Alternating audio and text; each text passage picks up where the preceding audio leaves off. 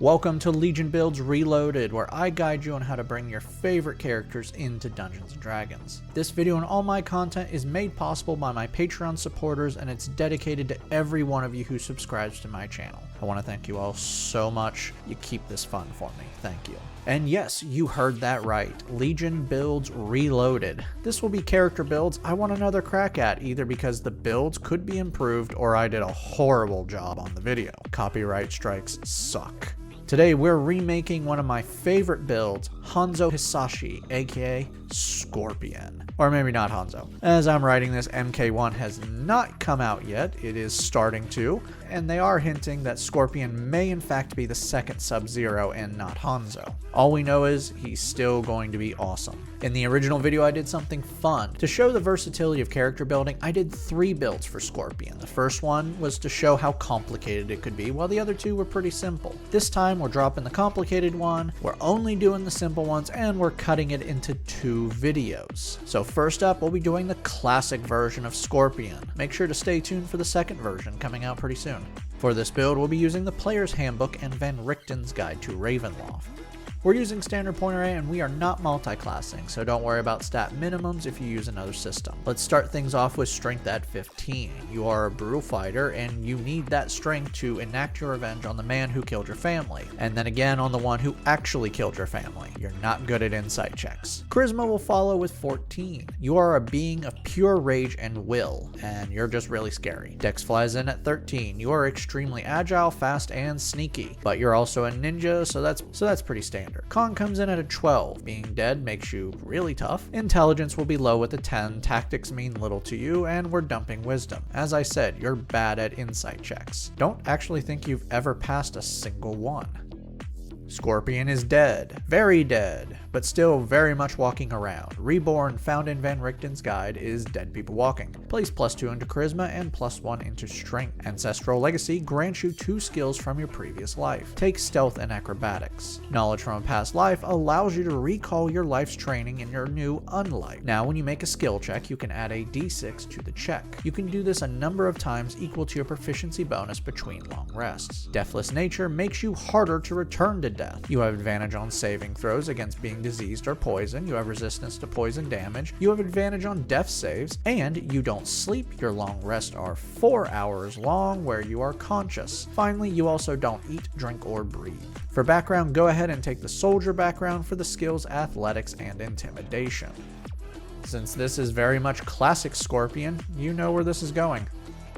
Level 1 Warlocks start off with 2 skills, grab Arcana and Religion. Otherworldly Patron is the source of your power. You sold your soul to the dude who killed your family, and that guy is a demon, so we're going with Fiend from the Player's Handbook. Dark One's Blessing makes you harder to kill, which is actually most of this subclass. Now when you reduce a creature to 0 HP, you gain temp HP equal to your Charisma modifier plus Warlock level. Pact Magic grants you magic from your patron. You will have a really limited supply of spell slots, but will have those spell slots upgraded to higher levels over time, and you regain all spell slots after a short or long rest. You start off with 2 cantrips and 2 first level spells. For your spells, Eldritch Blast fires a harpoon out to 120 feet and deals 1d10 force damage on a hit. Create Bonfire creates a small fire out to 60 feet from you that you can see, including under someone's feet. Forcing a dex save, you deal 1d8 fire damage on a failure. The fire stays in place for 1 minute while you maintain the spell. Burning Hands fires a 15-foot cone of fire from you and forces a dex save on everyone within the cone. Should they fail, they take 3d6 fire damage, and as you upgrade your spell slots, this spell gains more damage. Hellish Rebuke lets you, as a reaction, force a dex save on a creature that deals damage to you that is within 60 feet that you can see. If they fail, they take 2d10 fire damage. Like Burning Hands, the higher the spell slot, the higher the damage. Okay, before we go any further, I'm going to respond to a comment I know I'm going to be receiving. No, I don't like Eldritch Blast as the harpoon, but to get the spell I want to use, we will need a feat that will bind that spell to a modifier that is far weaker than Charisma for this build. It's either the harpoon is effective or less effective, and now you have 2 spell modifiers. So no, we're going with Eldritch Blast. Don't worry, part 2 will actually use the correct spell for the harpoon.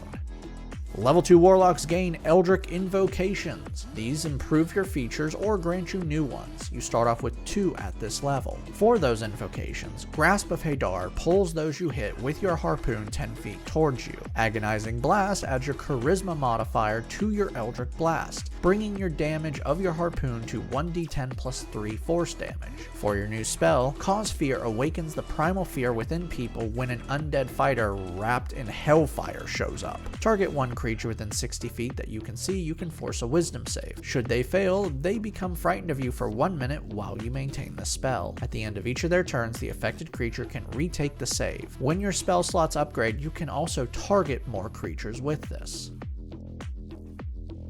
Level 3 Warlocks receive a Pact boon. This is a gift from your patron that can do something different depending on what you choose when you gain this feature. We'll be choosing Pact of the Blade, which allows you to create a melee weapon of your choice with an action. Regardless of what the weapon is, you are proficient with it. You can also bond with a magic weapon and can place your Pact weapon in a pocket dimension and summon it as an action. Your spell slots are also upgraded to 2nd level. For your new spell, Misty Step is a 30-foot teleportation you make with a bonus action.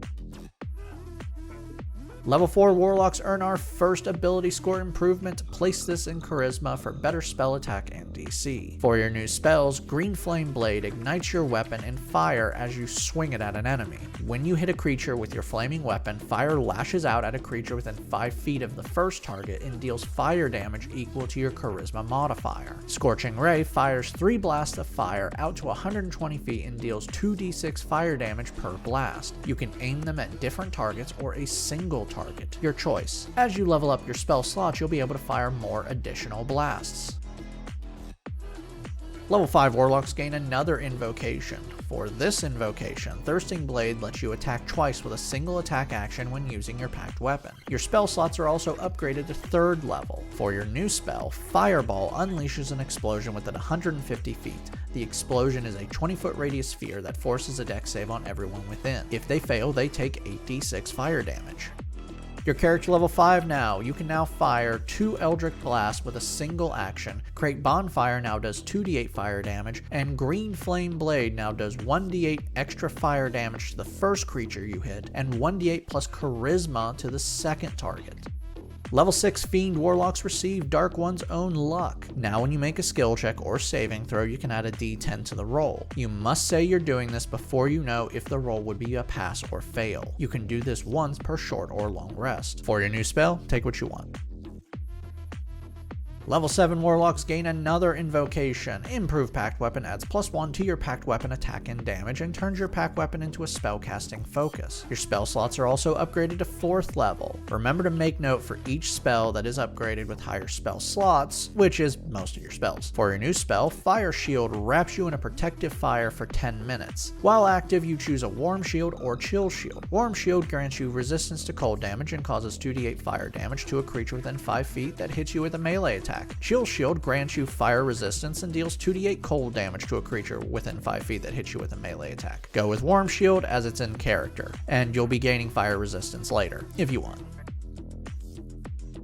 Level 8 Warlocks earn another ability score improvement, Bump Up Strength. For your new spell, Dimension Door is a 500-foot teleportation you make with an action. As long as you can see the destination, can visualize it, or describe it, you can go there. You can also teleport objects if it doesn't exceed your carry capacity, or one willing creature that isn't carrying anything exceeding its carrying capacity. So no using this to steal large items. Also, if you teleport into something, the spell fails and you take force damage.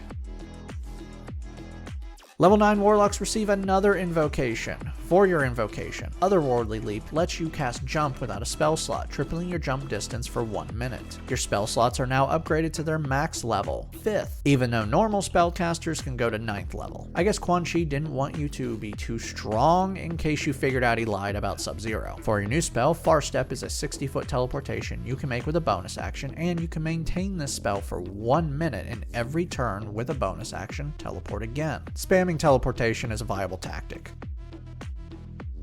Level 10 Fiend Warlocks now have Fiendish Resilience. Now when you finish a short or long rest, you choose one damage type and gain resistance to the damage type until your next short or long rest. Magic or silver weapons ignore this resistance. You gain a new cantrip, have fun choosing. Level 11 Warlocks gain their first Mystic Arcanum. These are spells you can cast without a spell slot once per long rest, and these spells will be higher than 5th level. At this level, you can cast one spell that is 6th. For your Arcanum, Investiture of Flame unleashes the Hellfire from within. For 10 minutes while you maintain the spell, you are covered in fire and gain several benefits. You shed light in a 30-foot radius, you are immune to fire damage, your resistance to cold damage, any creature within 5 feet takes 1d10 fire damage, and as an action, you can unleash a blast of fire breath out to 15 feet in a 5-foot wide line. Each creature within the line must make a dex save or take 4d8 fire damage. For your new spell, Flame Strike unleashes a column of fire out to 60 feet from you. The column has a 10-foot radius and is 40 feet high. Each creature within the column must make a dex save or take 4d6 fire damage and 4d6 radiant damage. Your character level 11. Eldritch Blast can now be fired 3 times with a single action, Create Bonfire does 3d8 fire damage, and Green Flame Blade now does 2d8 extra damage to the first target and 2d8 plus Charisma to the second target. Level 12 Warlocks earn another ability score improvement to cap off Charisma. You also get another invocation. Life Drinker adds more damage to your Pact weapon. Now your Pact weapon gains necrotic damage equal to your Charisma modifier. Level 13 Warlocks receive their 7th level Mystic Arcanum. For this Arcanum, Plane Shift allows you and up to 8 willing creatures to teleport to another plane of existence, like the Netherrealm. You can also use this spell to banish a creature to another plane of existence by making a melee spell attack and forcing a Charisma save. Should they fail, they are transported to another dimension and must now find their own way back. Be careful where you send them though. Quan Chi will make a deal with anyone and you might end up with another noob Cybot on your hands. For your new spell, Banishment can send up to 2 creatures to a pocket dimension where they stay while you maintain the spell for 1 minute. Targeting a creature or 2 within 60 feet, you force a Charisma save and banish them when they fail. If the creature is not from the plane of existence you are currently on when the spell ends, they are sent home. Level 14 Fiend Warlock now has one of my favorite features, Hurl through Hell. When you hit a creature with an attack, you launch them through a portal into Hell. At the end of your next turn, they reappear, taking 10d10 psychic damage if they are not a fiend. You can do this once per long rest. Level 15 Warlocks gain their 8th level Mystic Arcanum. For this Arcanum, take what you want. There are only 6 spells to choose from and none of them fit you. You also get a new invocation. Eldritch Mind gives you advantage on concentration checks made to maintain spells. For your new spell, take what you want. We don't actually need any more spells and you get 3 more before the end of this build. Level 16 Warlocks earn another ability score improvement to cap off Strength.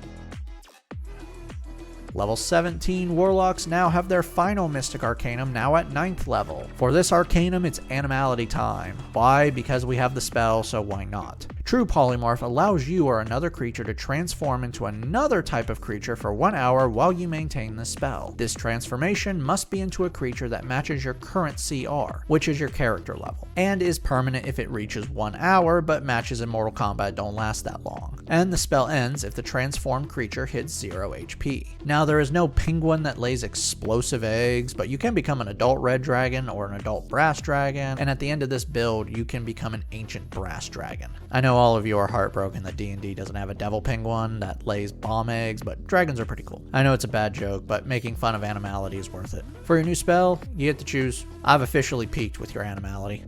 Your character level 17 now. Eldritch Blast can now fire 4 harpoons with a single action. Create Bonfire does 48 fire damage, and Green Flame Blade does 3d8 extra fire damage to the first target and 3d8 plus Charisma to the second target. Level 18 Warlocks receive their final invocation, and take what you want. There's some really awesome ones, and you can't go wrong with any of them. Level 19 Warlocks earn our final ability score improvement, and we have so many stats that still need to be better, so forget about them and grab a feat. Elemental Adept lets you choose an elemental damage type like fire, and now you can ignore damage resistance to it. Also, when you roll damage from a spell that deals fire damage, all rolls of 1 are considered 2. This would have been better earlier, but I wanted better stats. If you roll for stats and free up some improvements, grab this. Our final level is level 20 Warlocks, and you are now an Eldritch Master. You can now regain all used spell slots once per long rest for free after spending 1 minute regaining them. Don't have time for a short rest? No problem. 1 minute, you get all 4 back. Oh yeah, you only have 4 at this level. Now that we've hit level 20, let's recap.